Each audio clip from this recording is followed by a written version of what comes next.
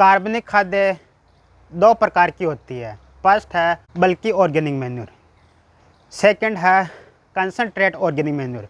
बल्कि organic manure वो होती है जो लार्ज अमाउंट में ऑर्गेनिक मैटर सॉइल के अंदर ऐड करती है।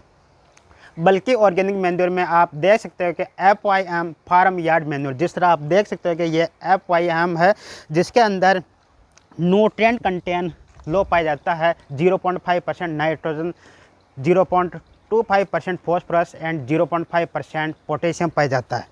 FYM बनाने के भी कई मेथड होते हैं। फर्स्ट है ट्रेंच मेथड, जो खाई मेथड, जो CN आचार्य जी ने दिया था। और दूसरा होता है पिट मेथड। जो ट्रेंच मेथड होता है वो अच्छा होता है क्योंकि उसके अंदर वेल डिकम्पोज FYM बनती है। लगभग 4 से 5 महीने के अंदर वो तैयार हो जाती है। और FYM का हम यूज 10 से 15 टन पर हेक्टेयर के अकॉर्डिंग हम फील्ड में यूज़ करते हैं। दूसरा है कि नाडेप कंपोस्ट। जिस तरह आप देख सकते हो कि ये स्ट्रक्चर है जो हमने क्या है कि 6x8 का हमने नाडेप ये कंपोस्ट बनाया हुआ है। इसके अंदर हमने 1 महीने पहले हमने क्या है कि क्रॉप वेस्ट डाला था, फर्स्ट लेयर। सेकंड लेयर हमने क्या है कि मिट्टी की डाली थी। फिर थर्ड लेयर हमने क्या FYM गोबर या काऊ डक का सॉल्यूशन बनाकर उसका हमने इसके अंदर लेयर डाली थी। इस तरह हमने क्या है टोटल 6 लेयर अब तक डाली है। और उसके बाद में वो डिकम्पोज हुआ तो ये क्या है कि ऑटोमेटिकली नीचे गया है। जिस तरह ये नीचे चला गया, अब और हम वापस एक लेयर हम क्रॉप वेस्ट की डालेंगे। क्रॉप वेस्ट के अंदर आप देख सकते हो वीड हो सकते हैं, राइस स्टेबल हो सकते हैं, हस्क हो सकता है, लीव्स हो सकती है। तो क्रॉप वेस्ट और उसके बाद में हम क्या फील्ड की सॉइल की क्या लेयर डालेंगे और उसके बाद में हम FYM का सॉल्यूशन हम इसके ऊपर स्प्रे करेंगे और उसके बाद में वापस ये crop waste and soil and में क्या है कि हम सॉइल डाल देंगे ताकि अंदर क्या है कि डिकम्पोज होता रहे। ये करीब नाडेप कंपोस्ट है, ये करीब 6 महीने के अंदर तैयार हो जाती है। इसके अंदर आप देख सकते हो कि ये हम एरेशन के लिए छोड़ते हैं। जो ब्रिक्स है ये एरेशन के लिए छोड़ते हैं ताकि जो अनडिकम्पोज वेस्ट है वो डिकम्पोज होता है। तो इसके अंदर हम एरेशन के लिए छोड़ते हैं ये नाडेप कंपोस्ट। नाडेप ये मेथड है जिसे नाडेप काका भी कहते हैं। ये महाराष्ट्र के अंदर डेवलप किया गया था। नारायण देव राव पांडा पंडारी इसका नाम है, जो ये इम्प्रूव मेथड है। इसके बाद में कंपोस्ट के क्या है कि 2 मेथड होते हैं, एक इंडोर मेथड और दूसरा होता है बेंगलोर मेथड। इंडोर मेथड ये इसके अंदर एरोबिक माइक्रोब्स यूज होते हैं और दूसरी साइड जो बेंगलोर होता है उसके अंदर एनरोबिक माइक्रोब्स यूज होते हैं। इंडोर मेथड के अंदर फास्ट डिकम्पोजिशन होता है जबकि बेंगलोर मेथड के अंदर स्लो डिकम्पोजिशन होता है। लास्ट है कि जो इंडोर मेथड है इसकी क्या है कि कमियाँ है, जैसे कि आपको 20 दिन बाद या 30 दिन बाद में आपको उसको टर्निंग करना पड़ेगा, उसको आपको उलट पुलट करना पड़ेगा। जबकि बेंगलोर मेथड के अंदर एक बार आपने जो क्रॉप वेस्ट जो आपने अनडिकम्पोज मटेरियल डाल दिया तो उसको जब तक वो खाद तैयार होगी जब तक वो उसको आपको डू नॉट टर्न मतलब उसको आपको फेरने की आवश्यकता नहीं होगी। तो ये बेंगलोर मेथड अच्छा है as compare to Indore method. Indore method ये अल्बर्ट हावर्ड ने डेवलप किया था जबकि बेंगलोर मेथड CN आचार्य जी ने डेवलप किया था। इसके बाद में हम देखेंगे कि वर्मी कंपोस्ट। जिस तरह ये हमारे पास 2 बेड है वर्मी कंपोस्ट की। तो पहले हम क्या FYM से भरते हैं, इसको ठंडा करते हैं, लगभग 2 फीट तक हम भरते हैं। जिस तरह इसमें देख सकते हो कि इसकी चौड़ाई है 3 फीट और इसकी लंबाई है 8 फीट। तो इसकी लंबाई अपने अकॉर्डिंग आप रख सकते हो, लेकिन इसकी चौड़ाई क्या है कि 3 से 4 फीट ही आपको ये रखनी है। और इसके अंदर जो FYM या क्रॉप वेस्ट डालते हैं उसकी ऊंचाई आपको 2 से 2.5 फीट आपको रखनी है ताकि ऊपर से एरेशन हो। FYM डालने के बाद में आपको 2 से 3 किलो वर्मी कल्चर मतलब अर्थवर्म डालेंगे। जो आइसिनेफेटिडा है वो बेस्ट स्पीसीज़ है, वो हम इसके अंदर यूज करते हैं।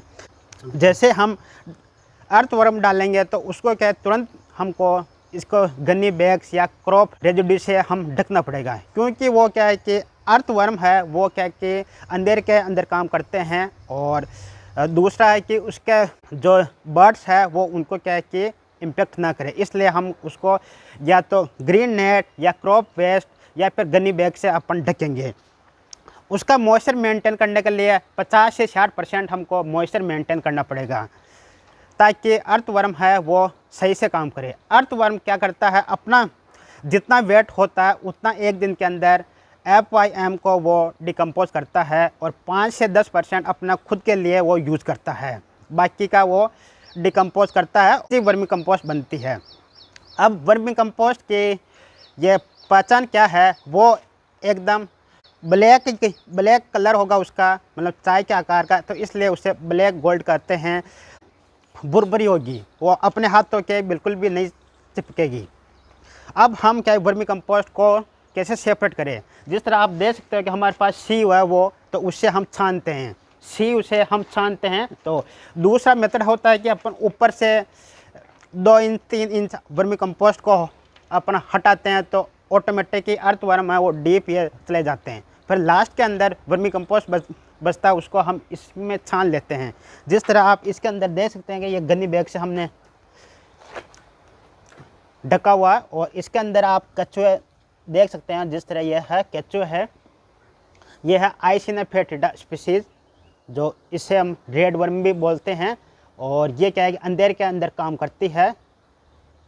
और अच्छी खाद मॉइस्चर मेंटेन के लिए इसमें 50 से 60% मॉइस्चर मेंटेन होना चाहिए। अगर आप मुट्ठी भरकर ऐसे इसको ये करोगे, अगर ड्रॉप बाय ड्रॉप पानी ये गिरता है, तो मतलब ये देखना ये ड्रॉप बाय ड्रॉप पानी ये गिरा, मतलब मॉइस्चर अभी मेंटेन है।